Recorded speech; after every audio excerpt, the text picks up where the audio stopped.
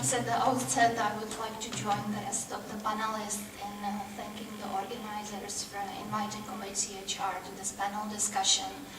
And we have a long-standing relationship with the swisspeace, and we have been following on various requests in the context of the Human Rights Council, and particularly in the context of the resolution on the right to the truth, for studies on archives and different activities.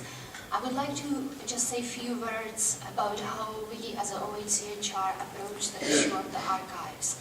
So we have supported the finalizing of the updated set of principles on combating impunity, which provide for the right to the truth and emphasize the importance of the archives. So it's in a way a starting point for our work. Then again, we have been requested by the Human Rights Council to elaborate more specifically in the various studies on the issue of the archives, and I would be happy to talk about it later. But most importantly, we have been trying to basically translate these conceptual issues into practice on the ground with a view to improving the practice.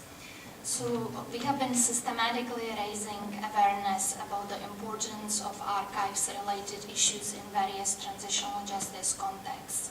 We also address these issues throughout the trainings.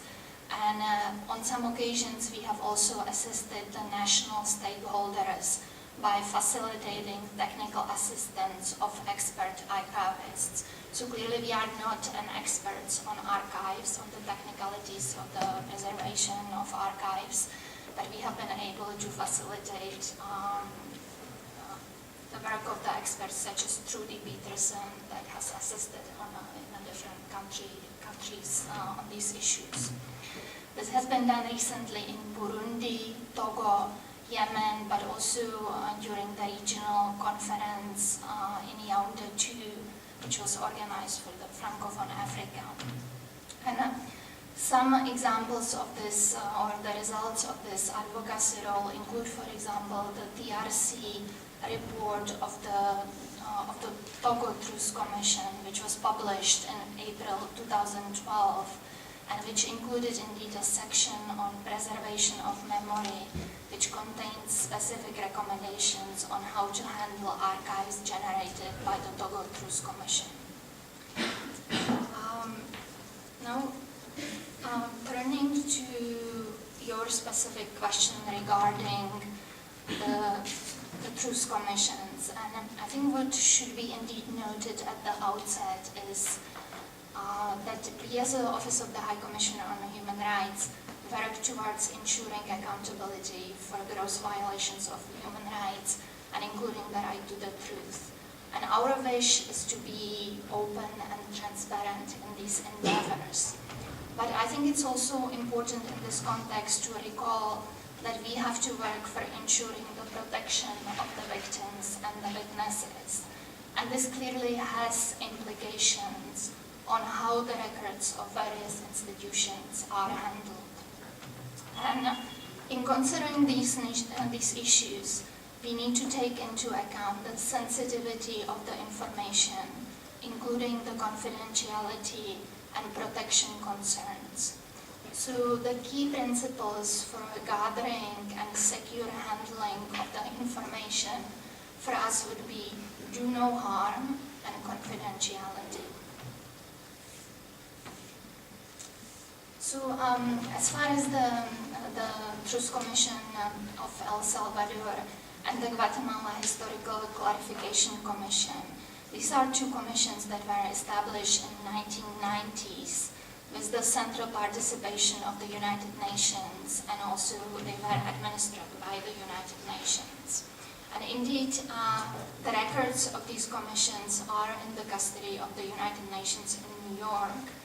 And perhaps the idea that the records are outside of the country could be troubling to many, but we understand that initially the decision to move the records out of the country was made because of the fears of the lack of security on the ground and within these countries.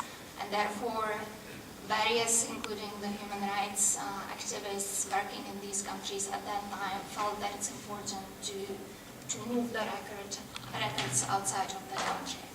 I mean, you already mentioned the issues of the access, and indeed the access to these records is limited, and they are basically governed by the agreement between the Secretary General and the government of Guatemala in the case of Guatemala. I would like to also perhaps mention the example of the Sierra Leone, which is, in a way, it constitutes a more recent example of practice. And in this case, the work of the Truth Commission in Sierra Leone was supported by the United Nations. And the Truth Commission report, which was published in 2004, recommended that the National Human Rights Commission should become the official custodian of all Commission's documentation.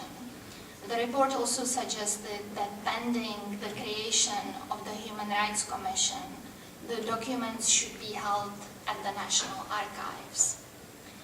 And in about the end of 2009, beginning 2010, the Special Court for Sierra Leone and OHCHR put forward a proposal before the Peace Building Fund for the establishment of the Peace Museum in the existing building of the Court of the Sierra Leone.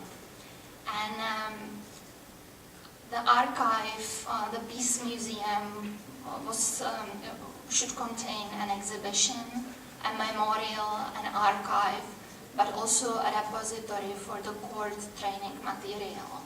And the archive was in a way conceived as a comprehensive resource for all the people that would like to learn more and study about the conflict in Sierra Leone, but also for the institutions that were established to assist the transition. So the project more specifically proposed locating the public records of the Special Court of the Sierra Leone, but also the documents of the Truth Commission and the National Committee for the DDR in one archive in the museum. It is my understanding that the project has not been yet operationalized, but there have been several steps that have been already taken to bring it closer to the operationalization. And basically in 2011, the court entered into agreement with the Human Rights Commission to organize the records of the DRC for transfer to the museum. And they conducted surveys to determine which records are of permanent value, which are confidential, and further categorize the records. And the next step was the digitalization of the records. I think I would at this stage leave it at that, and I'm happy to answer any follow-up questions.